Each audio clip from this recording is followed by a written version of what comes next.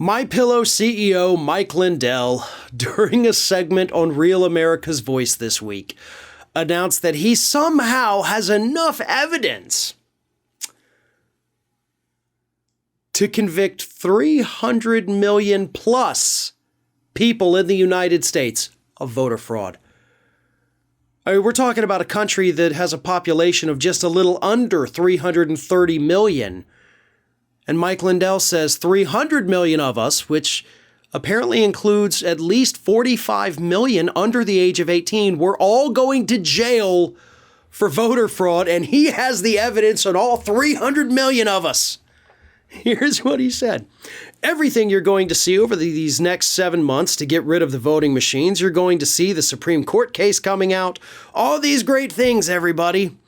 And you talk about evidence.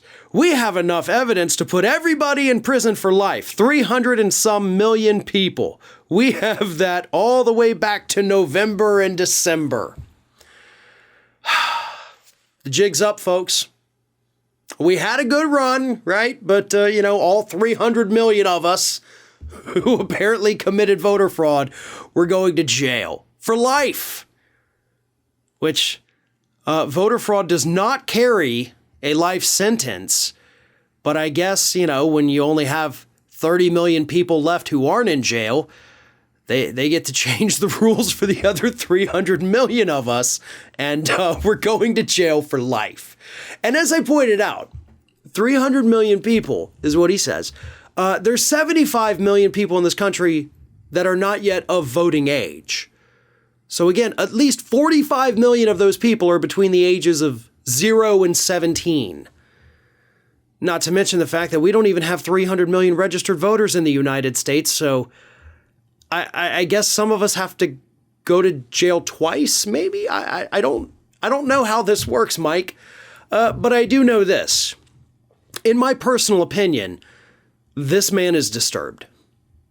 There's something wrong with him. All jokes aside, you cannot convince me that this man doesn't need psychiatric help. It's almost sad. It's not almost sad. It is sad. Because I have to imagine that this man has close friends, that he has at least close acquaintances, maybe family members somewhere. I don't know. But there has to be somebody in his life that cares enough about him to finally step up and say, Mike, I'm taking you in.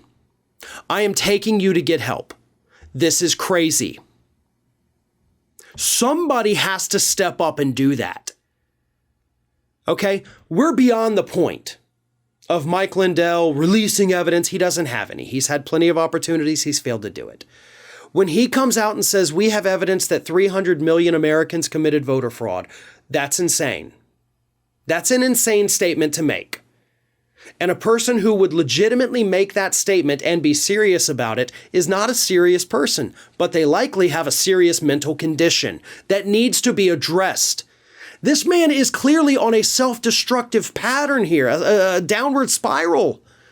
He admitted earlier this week he's spending $250,000 a month, or a week, $250,000 a week, running a website for his election fraud database. And he hired 2 people that were at the Capitol riot to run it. He said he spent $25 million last year alone fighting his good fight here. This is self-destructive behavior. This is the kind of behavior that should at least warrant some kind of psychiatric evaluation. Now, I don't think he's at the point of self-harm, so I don't think you could do really an involuntary 72-hour psychiatric hold, because he doesn't appear to actually be a threat, but there does appear to be something wrong, at least in my personal opinion. I am not a mental health expert by any stretch, but what we're seeing from this man has reached a new level that I can only describe as deranged.